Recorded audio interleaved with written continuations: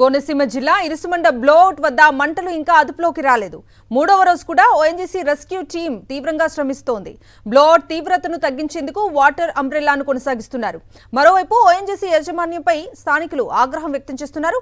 Gas బావులను పూర్తిగా మూసేయాలని demand చేస్తున్నారు. మరింత సమాచారం మా ప్రతినిధి రాజు అందిస్తారు.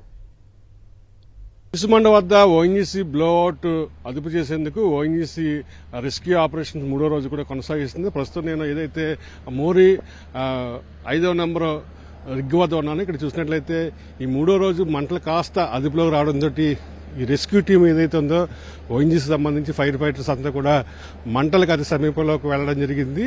అయితే ప్రధానంగా ఈ మూడో రోజు యాక్టివిటీస్ లో భాగంగా ఈ వెల్ దగ్గర చుట్టూ ఉన్నటువంటి క్యాబిల్ని కానీ అదేవిధంగా రిగ్గుకు సంబంధించిన ఎక్విప్మెంట్ పూర్తిగా క్రెయిన్ సాయంతో తొలగిస్తున్నారు. ఆ తర్వాత 5 వైపుల నుంచి కూడా వాటర్ అంబ్రెల్లా చేసేందుకు ఓఎన్జీసీ నిపుణులు ఒక ప్రణాళిక అయితే సిద్ధం చేసిన పరిస్థితి అయితే ఉంది. ప్రస్తుతం మనం విజువల్స్ లో చూసినట్లయితే క్రెయిన్ సాయంతో మొత్తం కూడా ఆ చుట్టూ ఉన్నటువంటి ఏదైతే ఆ బ్లోఅవుట్ దగ్గరలో ఉన్నటువంటి క్యాబిన్లు అదేవిధంగా రిగ్కి సంబంధించినటువంటి ఐరన్ ఎక్విప్మెంట్ ఒక్కొక్కటిగా తొలగిస్తూ వాటిని ఇక్కడి నుంచి ఇతర ప్రాంతాలకు తరలిస్తున్నారు. మరోవైపు ఈ చుట్టూ ఉన్నటువంటి నీరంతా కూడా పూర్తిగా కలుషితం అవడంతో ఇటు పొల్యూషన్ కంట్రోల్ బోర్డుకు సంబంధించిన అధికారులు కొంతసేపటి కింద వచ్చి నీటి నమూనాలను పంట పొలాల నుంచి అదేవిధంగా చేపల చెరువు నుంచి సేకరించడం జరిగింది. ప్రస్తుతం నేను ఈ రిగ్గుకి సమీపంలోనే ఒక వ్యవసాయ పొలం వద్ద ఉన్నాను. ఇక్కడ చూసినట్లు ఈ ప్రాంతం అంతా కూడా రైతులు వరి నాట్లు వేసుకుంటున్న పరిస్థితి ఉంది.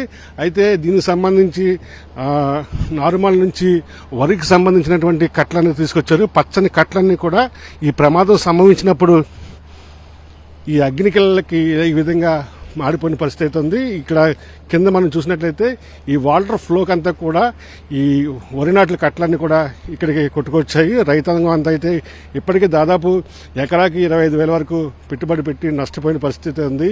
ఈ పొలాలు కూడా సారవంతం కావు. మేము ఈ రబీని వదిలేసుకున్న ఖరీఫ్ను కూడా వదిలేసుకున్న పరిస్థితి. మళ్లీ సారవంతం కావాలంటే మరొక 3-4 ఏళ్ళు పడుతుందని చెప్పి కూడా రైతాంగం అయితే ఆవేదన వ్యక్తం చేస్తున్న పరిస్థితి ఉంది. చుట్టూ ఉన్నటువంటి కొబ్బరి చెట్లు కూడా పూర్తిగా ఈ అగ్నికిళ్ళకి దగ్ధమైన పరిస్థితి ఉంది. వాటిని కూడా తొలగించి మళ్లీ కొత్త చెట్లు వేసుకోవాలని చెప్తున్నారు.